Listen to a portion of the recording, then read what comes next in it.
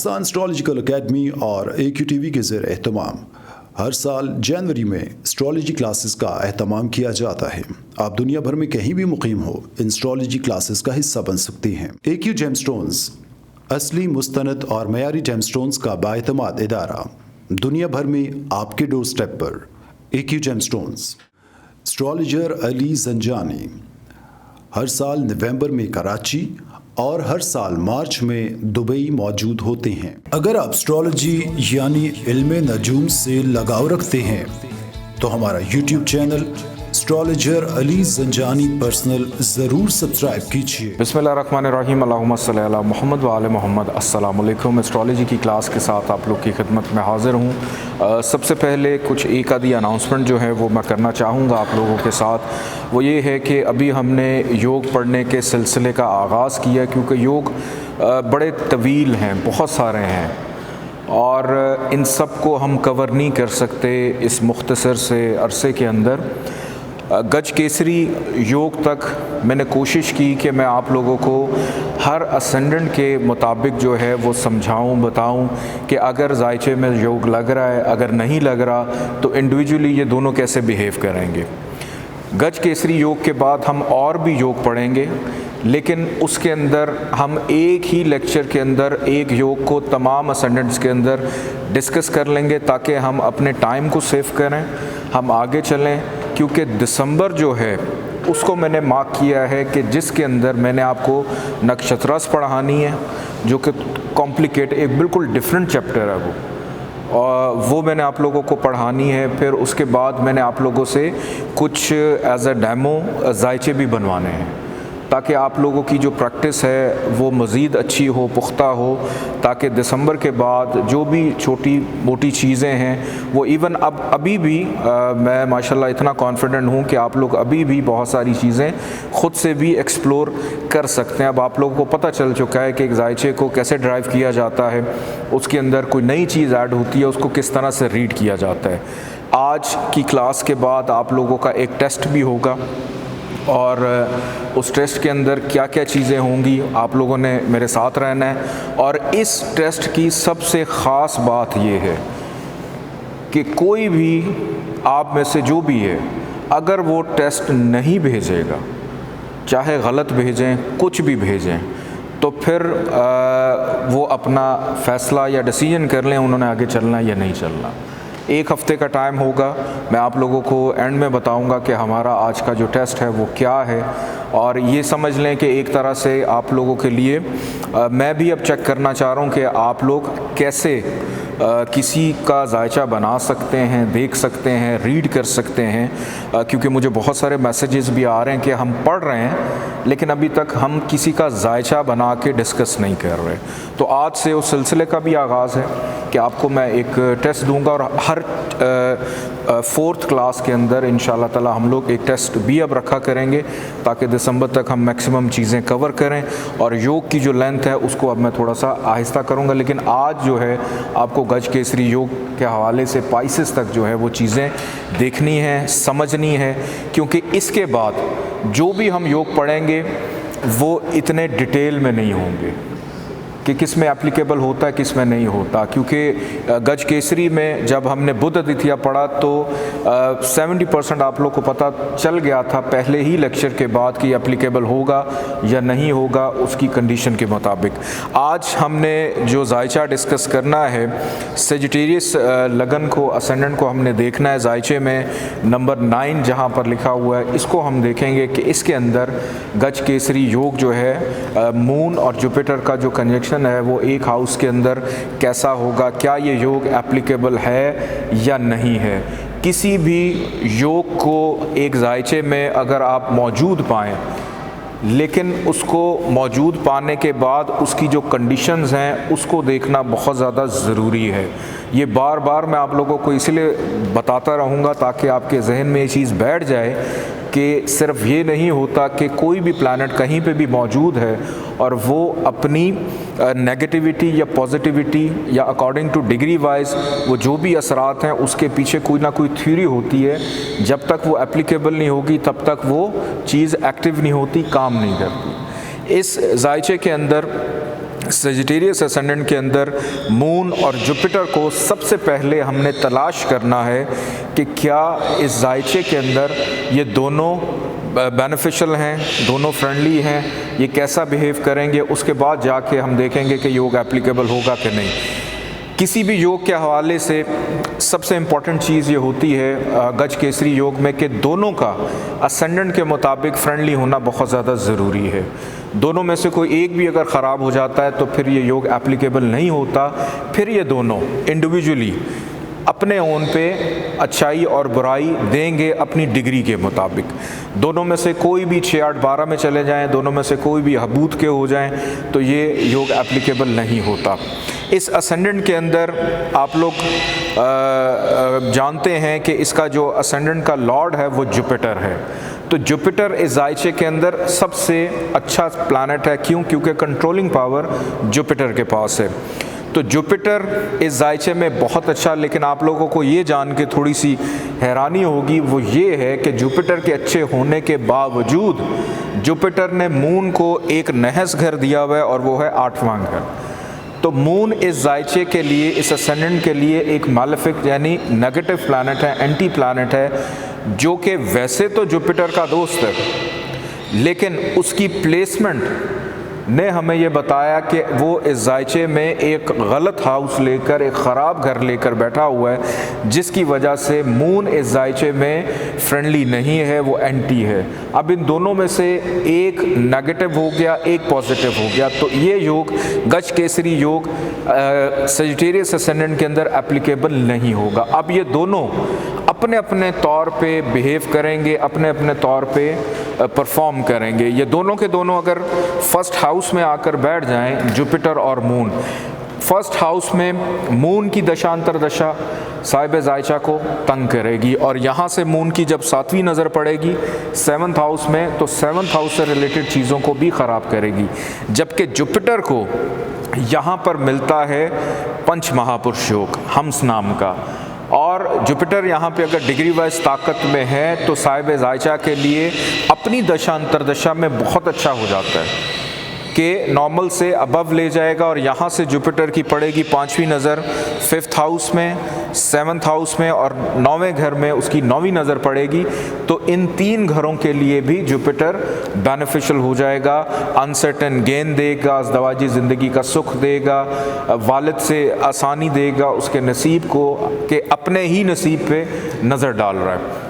और ये योग भी लेके बैठा हुआ है, कौन सा? पंच महापुरुष योग। अब हम गज केसरी नहीं देख रहे, अब हम पंच महापुरुष योग की कैटेगरी को देख रहे हैं। एक ही जायचे में एक वक्त में एक से ज़्यादा योग भी हो सकते हैं, और किसी जायचे में कोई भी योग नहीं हो सकता। डिपेंड करता है प्लैनेट की पोजीशन। जायचे के दूसरे घर में अगर ये दोनों आकर बैठ जाएं, मून तो नेगेटिव है ही, मून अपनी दशांतर दशा में 2nd हाउस से रिलेटेड चीज़ों में प्रॉब्लम्स तो देगा, लेकिन यहाँ पर जुपिटर भी आके नेगेटिव हो जाएगा। क्यों? क्योंकि जुपिटर यहाँ पर हबूत का हो जाता है, नीच का, डिबिलिटेशन में चला जाता है। और जहाँ जहाँ पे इसकी जुपिटर की नज़र पड़ेगी, 6ठे घर में, 8वें घर में और 10वें घर में, इन तमाम हाउसेस में नेगेटिविटी भी एक्टिव करेगा।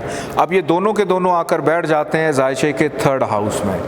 अब यहाँ पर मून पहले ही नेगेटिव है, जुपिटर के साहिब जायचा खुद उठा और जाकर मेहनत के घर में बैठ गया कि अब उसको हर काम, हर चीज़ के लिए हार्डशिप, मेहनत करने के बाद ही उसके नताइज उसको मिलेंगे।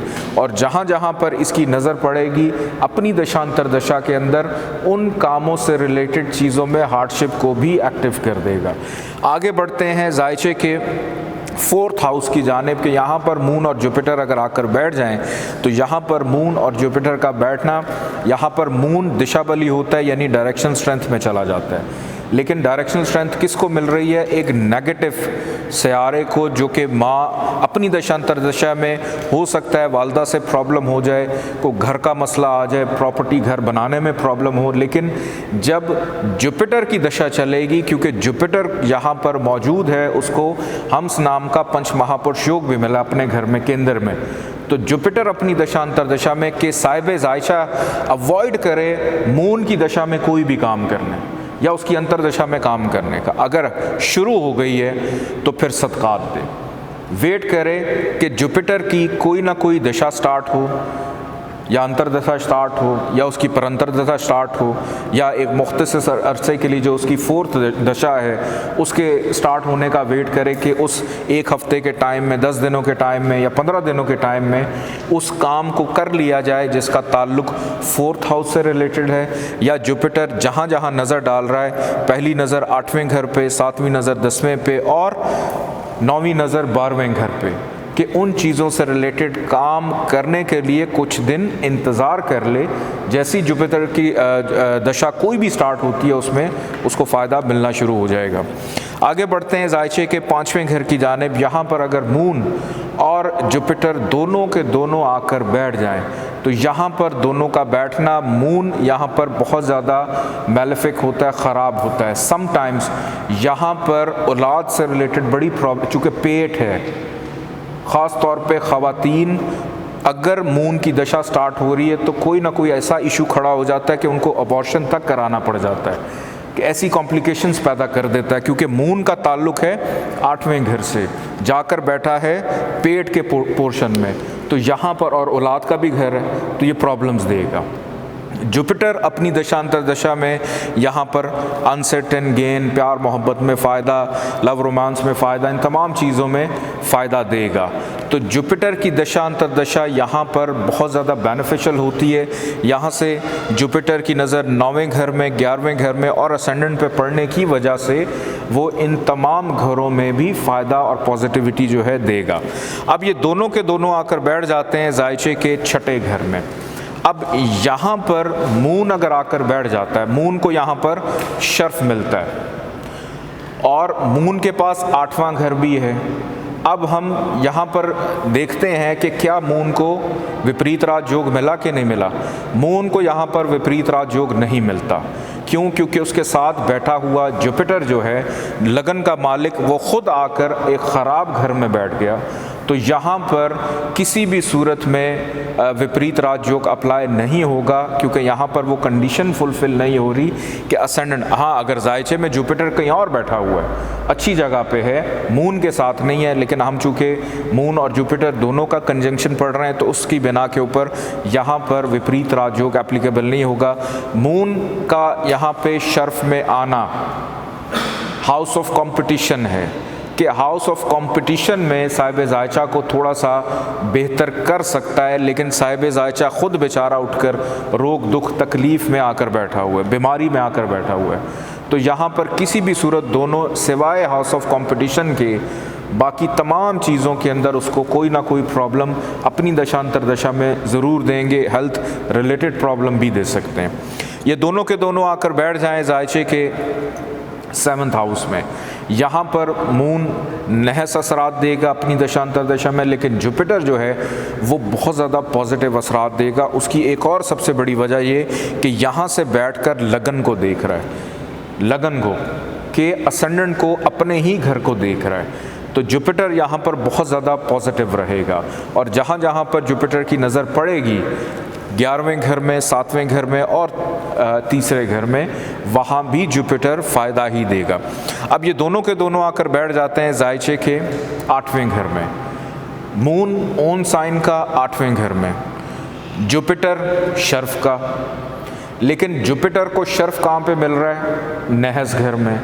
तो ये शर्फ जुपिटर का किसी भी काम का नहीं है, क्योंकि एक नहस घर में उसको शर्फ मिला है, तो ख़राबी की जगह पे शर्फ मिला है। तो मुश्तरी की दशा और अंतरदशा जो है साहिब ज़ायचा के लिए बहुत बुरी साबित होगी।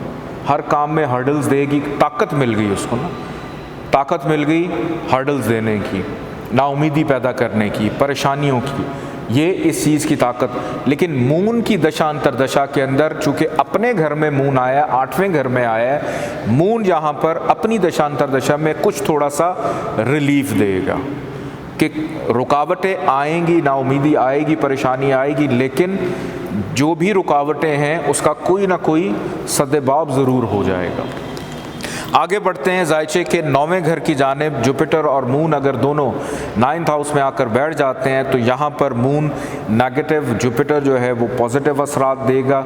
मून की दशा अंतरदशा साहिब जायचा के वालिद के साथ इख्तलाफात पैदा हो सकते हैं, मजहबी रुझानात में कमी आ सकती है, लेकिन जुपिटर की दशा अंतरदशा में ये चीज़ें बेहतर होंगी। और यहाँ से जुपिटर 5वीं नज़र डालेगा असेंडेंट पे, 7वीं नज़र तीसरे घर पे, और 5वें घर पे उसने डाली 9वीं नज़र बेटे का योग भी बनाता है।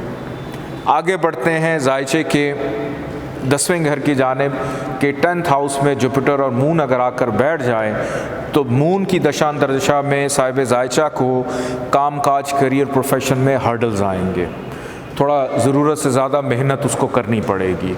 अगर मून वीक है तो बहुत अच्छा है, लेकिन मून की अगर डिग्री जो है वो 14 है, 15 है, 16 है, 17 है, 18 है तो फिर बहुत प्रॉब्लम्स देगा वो। जुपिटर की दशा अंतरदशा यहाँ पर वो अच्छी रहेगी। जुपिटर यहाँ पर अपनी दशा अंतरदशा में उसको ग्रोथ देगा, तरक्की देगा, प्रमोशन देगा, आगे निकलने के मौके जो हैं वो उसको मिलेंगे। और यहाँ से जुपिटर की नज़र 2nd हाउस पे फाइनेंस में बेहतरी, घर के सुख में बेहतरी और हेल्थ के इश्यूज़ को भी दूर करता हुआ उसको किसी रोग दुख तकलीफ़ के मामलात से दूर करेगा। आगे बढ़ते हैं जायचे के 11वें घर की जानिब। ये दोनों अगर आकर बैठ जाएं जायचे के 11th हाउस में तो यहाँ पर मून नेगेटिव, जुपिटर पॉजिटिव असरात देगा अपनी दशांतरदशा में दोनों। और जहाँ जहाँ नज़र डालेंगे यहाँ पर अगर मून ताकत में है, जुपिटर वीक है डिग्री वाइज, तो यहाँ पे जब उसकी नज़र पड़ेगी तो मून बनाएगा बेटी का योग। अगर वहाँ पे बैठा हुआ जुपिटर ताकत में है और मून वीक है तो यहाँ पर बेटे का योग बनेगा। इस तरह से ये दोनों नज़र डालेंगे। और साथ अगर मून ताकत में है और मून की दशा भी चल रही है फिर तो कंफर्म हो जाता है कि बेटी होगी। लेकिन मुश्तरी की दशा चल रही है और मुश्तरी भी ताकत में है और उस दौरानिए से गुज़र रहे हैं आप, उस एज से गुज़र रहे हैं, तो फिर बेटे के होने के चांसेस ज़्यादा हो जाते हैं। आगे बढ़ते हैं जायचे के 12वें घर की जानिब के ये दोनों के दोनों अगर आकर 12th हाउस में बैठ जाएं, यहाँ पर मून नीच का हो जाता है, यानी डिबिलिटेशन का, बुरा था मज़ीद बुरा हो गया, किसी भी सूरत कोई फ़ायदा देने वाला नहीं है। जुपिटर जो है वो भी इस हाउस में जाकर बहुत ज़्यादा बुरे असरात देगा क्योंकि नहस घर है, तो इस हाउस में दोनों के दोनों ख़राब हैं। इस पूरे के पूरे जायचे के अंदर किसी भी सूरत मून का जेमस्टोन इस्तेमाल नहीं किया जाता, बल्कि मून के सदक़ात दिए जाते हैं। लेकिन जुपिटर अगर अच्छी पोजीशन पे है, बेशक मून के साथ बैठा हुआ है, जितना भी डिग्री वाइज उसका फासला है या नहीं है, किसी अच्छे हाउस में है, अच्छी पोजीशन पे है, तो जुपिटर का स्टोन इस जायचे में पहना जा सकता है क्योंकि जुपिटर इस जायचे की मेन कंट्रोलिंग पावर है। लेकिन 6, 8, 12 में अगर जुपिटर हो तो फिर उसका स्टोन नहीं पहनना।